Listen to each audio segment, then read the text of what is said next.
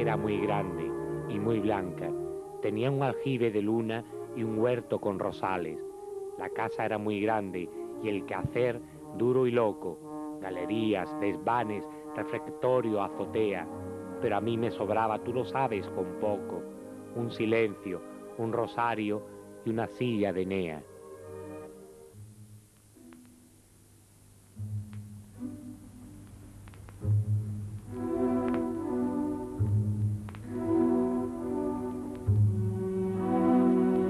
La ocupación que robaba más tiempo a la hermana eran la de las campanas. Ella era la religiosa encargada de los toques, y las campanas de hermana Brígida eran populares en todo Moguer. Repicaban alegres en las procesiones y sonaban lentas y lúgubres cuando moría alguien. Después de su muerte, notaron los moguereños que las campanas no sonaban lo mismo.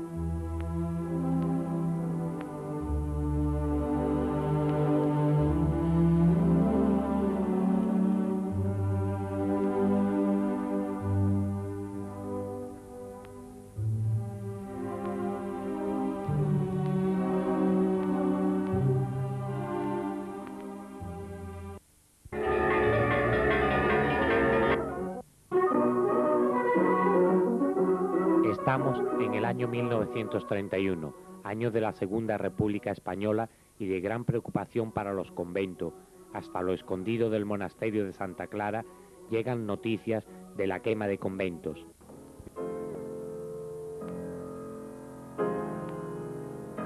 La casa de Málaga ha quedado totalmente destruida y saqueada, y un día del mes de mayo, y tras las amenazas que llegan a Santa Clara de ser quemado y destruido, y por orden de sus superiores, hermana Brígida ha de abandonar el monasterio acompañada de su hermano Antonio y un sobrino, refugiándose donde vivía su madre, en el pueblo de Moriles.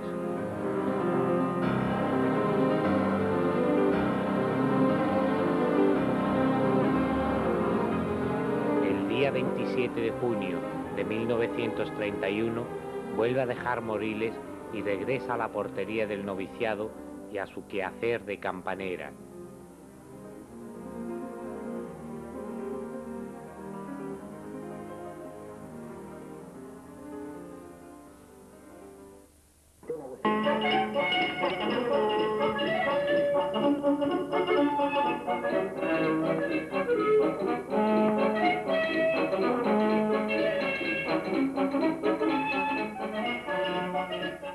El año 1936 es un año de prueba. El aire está cada vez más enrarecido. El 16 de marzo se cierra definitivamente el colegio del convento por orden del alcalde de Moguer. Una llamada telefónica de dicho alcalde anuncia que la masa estaba dispuesta al asalto del convento y las religiosas escapan por la puerta del compás.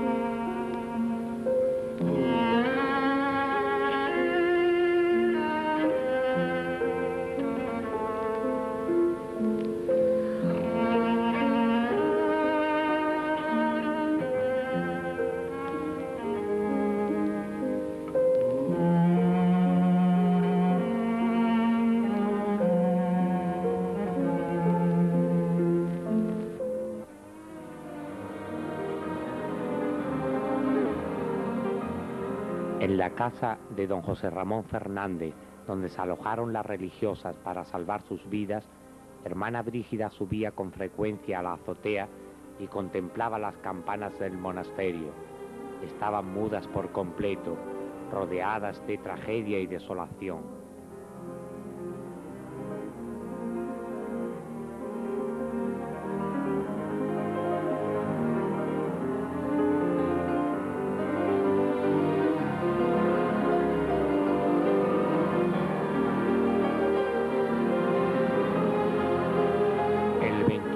junio fue un día negro en Moguer. Quedó totalmente destruida la parroquia, saqueado el convento de Santa Clara y llegó la onda de locura hasta la ermita de la patrona, la Virgen de Montemayor.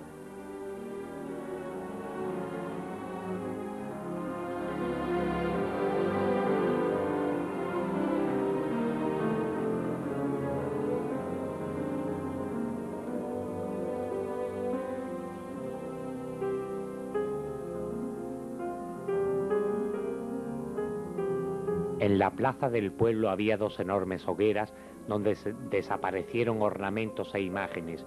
En el convento, la destrucción llega hasta la famosa sillería morisca del coro, que fue convertida en un montón informe de astillas.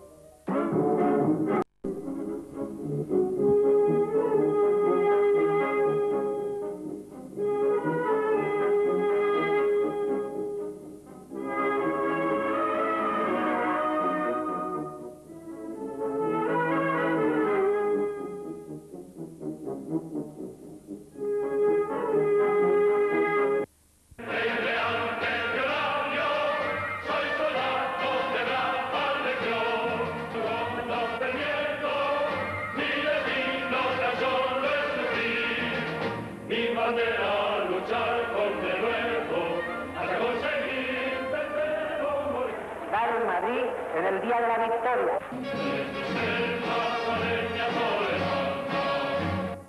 En el día de hoy, cautivo y desarmado el Ejército Rojo, han alcanzado las tropas nacionales sus últimos objetivos militares. La guerra ha terminado.